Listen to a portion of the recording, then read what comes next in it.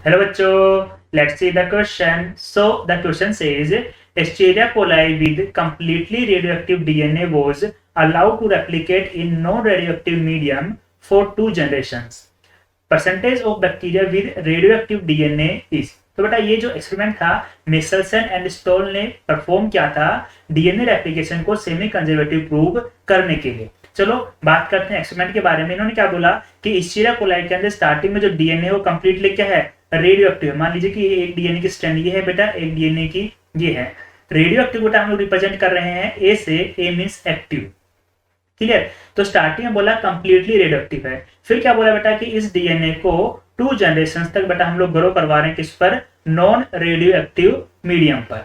तो अगर मान लीजिए कि हम बात करेंगे फर्स्ट जनरेशन के बारे में, फर्स्ट जनरेशन की बात करेंगे बेटा, तो यहाँ पे एक डीएनए है, एक से क्या बनेंगे, 2 डीएनए बनेंगे। और हम लोग जानते हैं बेटा कि डीएनए की दोनों स्ट्रैंड एज ए टेम्पलेट काम करेगी। ये हो गई एक्टिव वाली फर्स्ट टेम्पलेट और ये हो गई एक्टिव वाली बेटा सेकंड टेम्पलेट।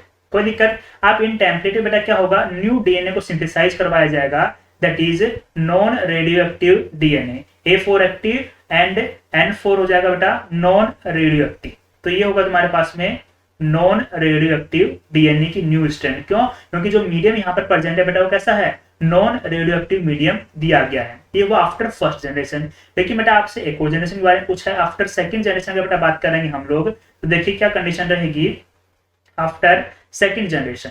ठीक है, अगर सेकंड जनरेशन की बात करूं बेटा तो 2 डीएनए क्या बनेंगे, 4 डीएनए बनेंगे। तो पहले जो टेम्पलेट यहाँ पर प्रेजेंट है उसको हम लोग SH बना देंगे। तो देखिए कौन कौन सी टेम्पलेट है। सबसे पहली टेम्पलेट आपके पास में बेटा कौन सी वाली, एक्टिव वाली।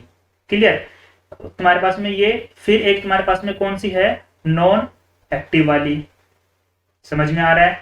ठीक है। तीसरी टेम्पलेट तुम्हारे पास में कौन सी है बेटा, फिर से एक्टिव वाली, इस तरीके से। और फोर्थ टेम्पलेट बेटा तुम्हारे पास में कौन सी है, नॉन एक्टिव वाली, कुछ इस तरीके से।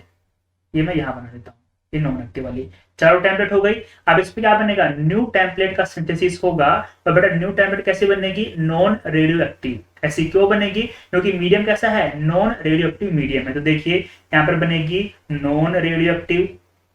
क्लियर। यहाँ पर भी कैसी बनेगी बेटा, नॉन रेडियो एक्टिव बनेगी। यहाँ पर बेटा कैसी बनेगी, नॉन रेडियो एक्टिव बनेगी। और यहाँ पर बेटा कैसी बनेगी, नॉन रेडियो एक्टिव बनेगी। तो आफ्टर सेकंड जनरेशन बेटा हमारे को 4 डीएनए मिलेंगे।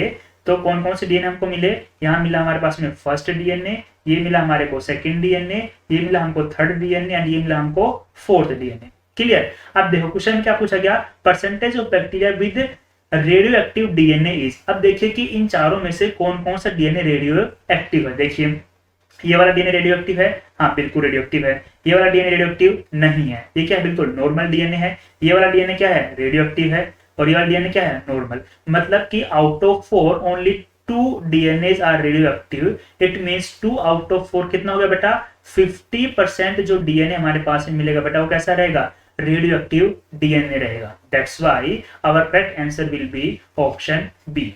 Best of luck.